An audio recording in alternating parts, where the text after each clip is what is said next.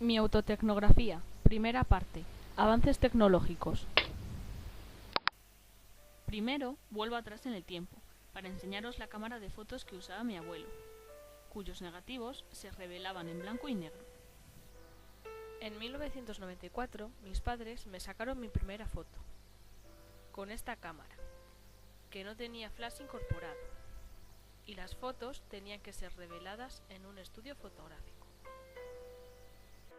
Según han ido pasando los años, he tenido varias cámaras.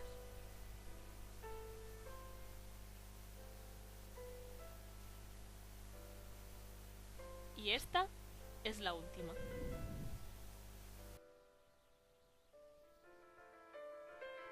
Las fotos solo se guardaban en álbumes, hasta que apareció el ordenador y el marco digital. Mis primeros días de vida fueron grabados en esta cámara, en la que tenías que mirar por el objetivo para ver lo que estabas grabando, y el contenido se quedaba grabado aquí. Los primeros dibujos animados que recuerdo haber visto en una tele como esta fueron los Teletubbies y las Tres Mellizas. Luego, en el 2010, la televisión analógica pasó a ser televisión digital, por lo que las personas tuvieron que comprar un adaptador para seguir viendo la televisión, o como hicieron mis padres, comprar una nueva con el TDT incorporado. Lo último en televisión es poder ver la imagen en 3D, para lo cual se necesitan unas gafas como estas. En el 2001, mi padre compró el primer ordenador que tuvimos en casa. Tenía un monitor muy grande, con una torre, e internet iba muy lento, y casi no lo utilizábamos. Lo siguiente que compramos fue este portátil, mucho más cómodo y eficaz, hasta llegar a este otro, que es más pequeño y práctico.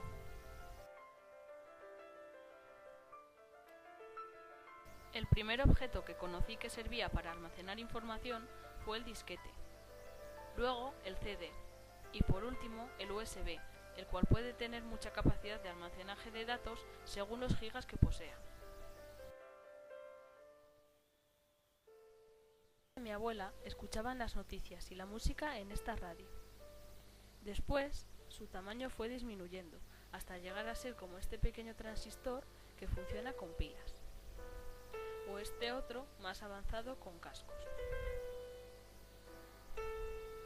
A mí me compraron este, en el que se pueden escuchar cintas, discos y la radio. También tuve un Walkman, como regalo de mi primera comunión, con el que podía escuchar mis discos en cualquier sitio, ya que lleva pilas. Luego aparecieron los MP3 y MP4, mucho más pequeños y manejables, pero en la actualidad escucho música en mi móvil. El primer teléfono fijo que hubo en mi casa fue este, y el que tengo ahora se distingue del anterior por tener identificador de llamadas. También los teléfonos móviles han ido evolucionando en mi vida. Heredé este de mi padre. Luego me regalaron este otro. Y este táctil es el último que tengo ahora. Lo último en móviles son los que tienen internet, además de otras funciones.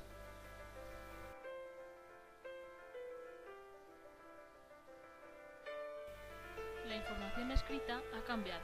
No solamente nos podemos informar a través del periódico de papel, sino que también lo podemos hacer entrando en la página web del periódico digital.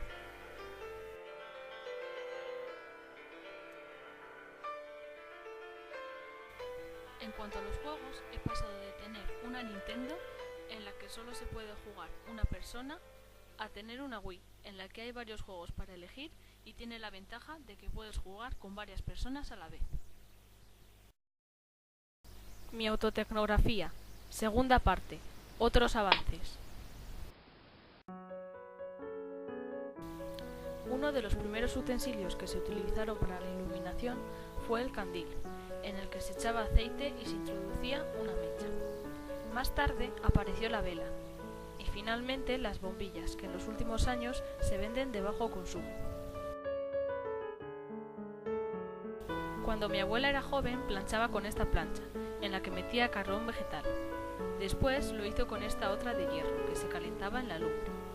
Cuando nació mi madre compró una eléctrica que no tenía termostato, y en la actualidad planchamos con esta otra, que funciona con vapor.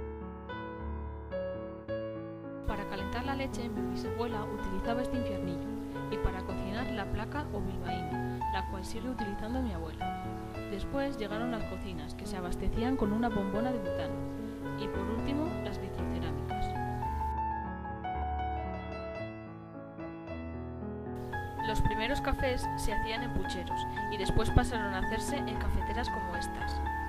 Más tarde salieron las eléctricas y en la actualidad el café viene preparado en cápsulas. A la hora de escribir hemos ido pasando por varios métodos. Primero a mano, luego a máquina y finalmente en el ordenador con el teclado. El tiempo siempre ha sido muy importante y para controlarle se han utilizado relojes de varios tipos, de bolsillo, de pared, de cuerda, automático, digital o de pila. La forma de coser ha cambiado. Primero se hacía con aguja, hilo y dedal. Después se inventó la máquina de coser con un sistema mecánico de pedales y una rueda manual, hasta llegar a estos momentos que es eléctrica. Y no solo cose, sino que también borda.